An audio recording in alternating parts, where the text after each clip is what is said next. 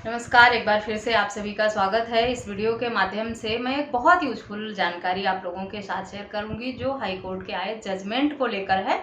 जिसमें पति के खिलाफ 498 और डीवी एक्ट का केस किया गया था। पत्नी ने दोनों में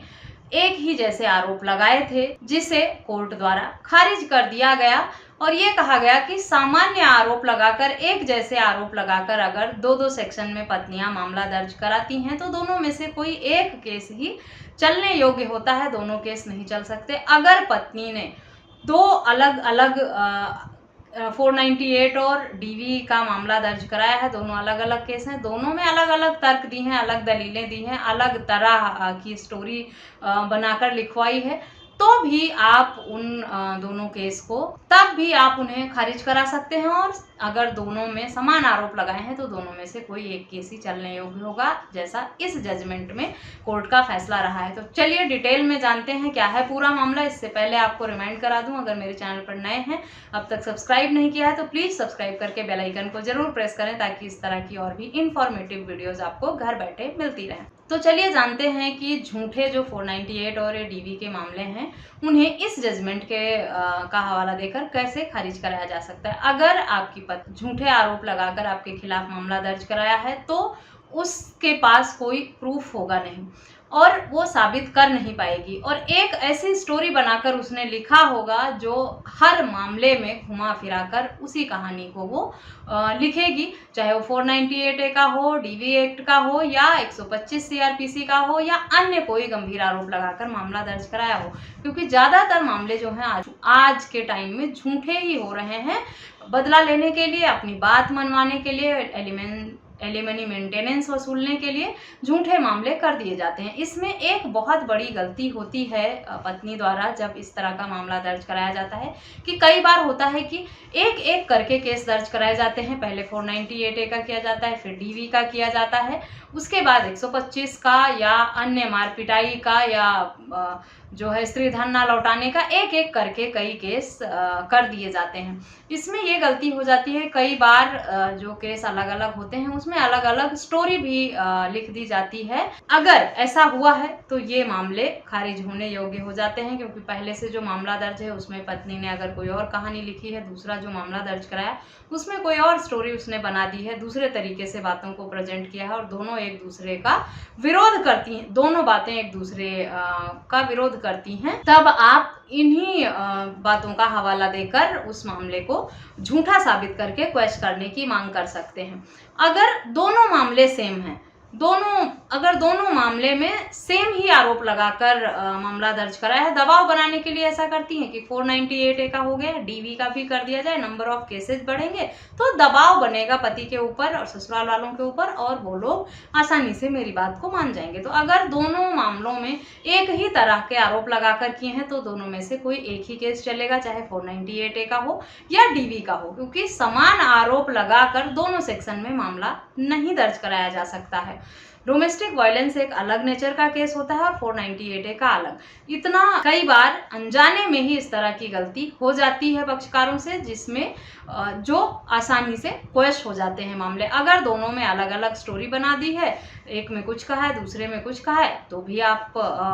पहले वाले मामले का हवाला देकर दूसरे केस को क्वेश करने की मांग कर सकते हैं, और फिर उसी के आधार पर आप ये कह सकते हैं कि इनकी ये सिर्फ बनाई हुई कहानी है और इन मामले में सच्चाई कुछ भी नहीं है, ये सिर्फ एक स्टोरी बनाकर फंसाने के लिए किया गया है। और अगर आप अपने तर्कों को साबित कर ले जाएंगे, कुछ एक आधा प्रूफ भी दे पाएंगे, तो आपके हक में फैसला जरूर होगा, सारे मामले क्वेश हो जाएंगे। इसी तरह का एक मामला है हाई कोर्ट का, जिसका जजमेंट इस वीडियो के डिस्क्रिप्शन बॉक्स में दे दूंगी, उसे भी आप डाउनलोड करके पढ़ सकते हैं, समझ सकते हैं। साथ ही अगर आपका पार्टनर झूठे मामले दर्ज कराता है, क्वेश करा ले जाते हैं, आप दोनों मामले या 498 डीवी एक्ट या जितने भी मामले थे उन्हें साबित कर लेते हैं और आपके हक में फैसला हो जाता है, पत्नी सबूत नहीं दे पाती है कोर्ट में या बीच में केस छोड़ के भाग जाती हैं, उनको लगता है मैं फंस गई हूँ, काउंटर केस मेरे ऊपर हो गया है या सबूत मेरे पास नहीं है, और जिस तरह के तर्क मेरे पति के पक्षकार मेरे पति द्वारा दिए जा रहे हैं आगे चलकर मुझे फंसना ही है, तो कई बार वो बीच में ही मामला छोड़ के भाग भी जाती हैं, कोर्ट में आना बंद कर देती हैं, डेट पर नहीं आती हैं। अगर वो झूठे एविडेंस क्रिएट करके कोर्ट में लगाती हैं तो 340 का CRPC 340 का मामला दर्ज करा के आप उन्हें पनिशमेंट दिला सकते हैं कि उन्होंने झूठे साक्ष्य, झूठी एफिडेविट कोर्ट के समक्ष लगाई है। तो इस तरह से आपके जो झूठे मामले हैं उन्हें खारिज करने का आपके पास विकल्प होता है। सिर्फ आपको थोड़ा सा एफर्ट करना है और दिमाग लगाना है कि जो भी कंप्लेंट आपके खिलाफ होती है उनकी कॉपी जरूर लेना है, उसे अच्छे से पढ़ना है और समझना है जितने भी केस हुए हैं, और उन केस में देखना है कि क्या सभी केसों में पत्नी ने अलग अलग स्टोरी बताई है या सेम स्टोरी बनाकर अलग अलग सेक्शंस में मामला दर्ज कराया है। और अगर इस तरह की कंडीशंस निकल के आती हैं, इस तरह के तर्क पाए जाते हैं तो आसानी से मामले क्वेश हो जाते हैं। एक से अधिक केस है और सेम एलिगेशन लगाए हैं तो जो सेम एलिगेशंस लगाकर जो बाद में मामले दर्ज हुए हैं वो सुनवाई योग्य नहीं होंगे, आप उन्हें क्वेश करा सकते हैं तो नंबर ऑफ केसेस कम हो जाएंगे। और फिर आप तर्क देकर अगर आपको लगता है झूठ ही बोला है तो कुछ ना कुछ सबूत आप बना ही लेंगे और कोर्ट के समक्ष रख देंगे, तो आपका जो पहले से मामला चल रहा है वो भी खारिज हो जाएगा और 340 का केस फिर लास्ट में आप पत्नी के ऊपर कर सकते हैं। साथ ही अगर उसने पब्लिकली आप को डिफेम किया है या मारपिटाई किया है, ससुराल वालों ने प्रताड़ित परेशान किया है, तो अन्य सेक्शन के अंतर्गत भी आप ऐसे ससुराल वालों के खिलाफ मामला भी दर्ज करा सकते हैं। तो जरूरत है जागरूक रहने की, अवेयर रहने की और थोड़ा नॉलेज गेन करने की, ताकि कानून का मिसयूज करके कोई महिला आपको फंसा ना सके, प्रताड़ित ना कर सके, परेशान ना कर सके। आए दिन हाई कोर्ट और सुप्रीम कोर्ट के लैंडमार्क जजमेंट आते जा रहे हैं जो पति लोगों के हक में हैं, और ये इस बात का सबूत भी है कि महिलाओं द्वारा झूठे केस बहुत ज़्यादा हो रहे हैं। तो आप लोग अगर थोड़ा दिमाग लगाएंगे, अवेयर रहेंगे, सावधान रहेंगे और अपना समय निकाल कर अपने हक में जो जानकारी है कानूनी उसे लेते रहेंगे तो आप बहुत ही आसानी से झूठे मामलों से छुटकारा पा जाएंगे। आपको ना तो प्रताड़ित परेशान होना पड़ेगा, ना ऐसे झूठे केस करके धमकाने वाली पत्नी की बात माननी पड़ेगी, ना ही दबाव में आकर मेंटेनेंस एलिमनी आपको पे करना पड़ेगा, ना ही आपको